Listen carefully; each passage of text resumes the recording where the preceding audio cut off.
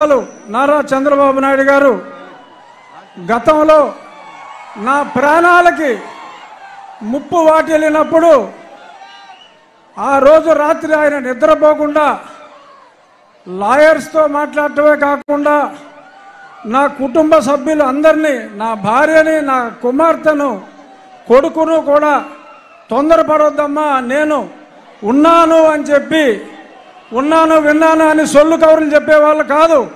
నిజంగా ఆయన నాకు ఉన్నారు, నిజంగా ఆయన నా ఆక్రోశం విన్నారు కాబట్టి ఇప్పుడు ఆయన చెప్పినట్టు నేను మీ ముందు బ్రతికున్నా.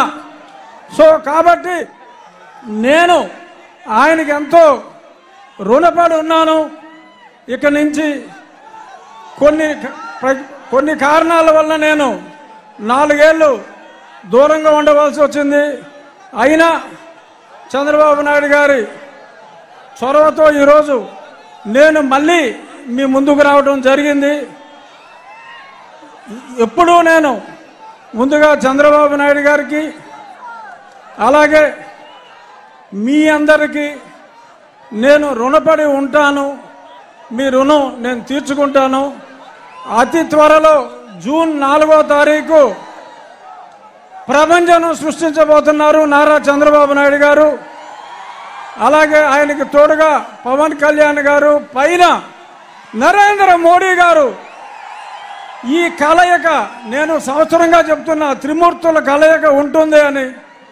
అందులో బ్రహ్మ మోడీ గారు అయితే విష్ణుమూర్తి మన చంద్రబాబు నాయుడు గారు, పరమశివుడు పవన్ కళ్యాణ్ గారు, సైన్యం మనం అందరం. జై తెలుగుదేశం, జై చంద్రబాబు నాయుడు గారు, జై మోడీ, జై పవన్ కళ్యాణ్. Thank you. ఇప్పుడు ఈ విషయంలోనే మీకందరికీ ఒక క్లారిటీ ఇవ్వాల్సిన అవసరం ఉంది. ఈ 5 సంవత్సరాలు ఈ నియంత ఎవరైతే అహంకారిగా ఈ రాష్ట్రంలో ముఖ్యమంత్రి అయ్యాడో, అధికార దుర్వినియోగం చేసి ప్రజా సమస్యలపైన ఎవరైనా నోరెత్తి వాళ్ళ నోరు మూయించే పని చేశాడు.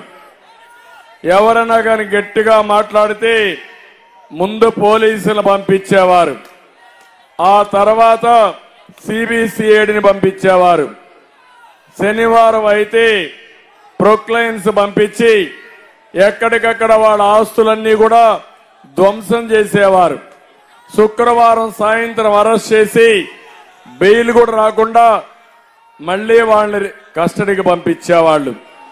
నేను 5 ఏళ్లు చూశాను, చాలా మందిని చూశాను, చాలా మందిని కాపాడాను. కొంతమంది అయితే నేను కాపాడలేక, నన్ను చేరలేక జీవితం మీద ఆశ వదులుకొని ఆత్మహత్య చేసుకునే పరిస్థితికి వచ్చారు. తమిళ్లో ఒక విషయం చెప్తున్నా మీ అందరికీ. ఒక అబ్దుల్ సలీం అనే వ్యక్తి నంద్యాలలో వీళ్ళ వేధింపులు భరించలేక ఏం చేయాలనో దిక్కు తెలియకుండా చనిపోవాలని నిర్ణయించుకున్నాడు. ఈ పోలీసులు భార్యను పిలిచి, నీ భర్త చనిపోతే నీ కథ చూస్తావని చెప్తే భార్య భర్త ముందర బాధపడడం మొదలుపెట్టింది. నువ్వు పోతే నా మీద పడతారు, అవసరమైతే నీతో కూడా నన్ను కూడా తీసుకుపోమంటే భర్త ఆ రోజు నిర్భరం చేసుకుని ఇద్దరం చనిపోతామని నిర్ణయించుకున్నారు. కానీ మళ్ళా ఆలోచించారు, మనం ఇద్దరం చనిపోతే ఈ పిల్లలు ఏమవుతారని ఆలోచించారు. అప్పుడు ఇద్దరు కలిసి కఠినమైన నిర్ణయం తీసుకున్నారు. నలుగురం చనిపోదామని నిర్ణయం తీసుకుని నేరుగా రైల్వే ట్రాక్ మీదకి వెళ్లి పిల్లల్ని రైల్వే ట్రాక్ గట్టేసి భార్యాభర్త అందులో పడుకొని మరణం చెందారంటే, ఆత్మహత్య చేసుకున్నారంటే తమ్ముళ్ళు ఎంత క్రూరంగా చనిపోయారో ఒక్కసారి మీరు ఆలోచించండి.